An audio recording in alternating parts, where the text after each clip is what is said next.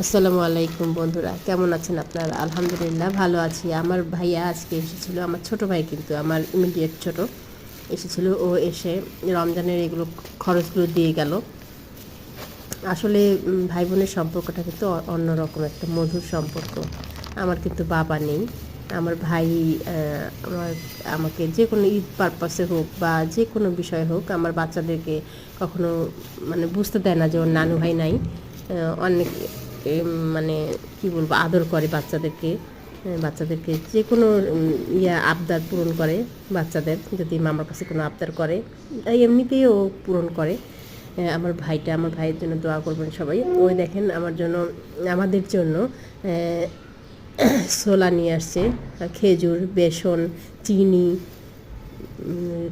বিরিয়ানি খাওয়ার জন্য চাল, যা যা লাগে আর কি সব নিয়ে আসছে। ছোলা সব কিছু নিয়ে আসছে রমজান পালন করার জন্য।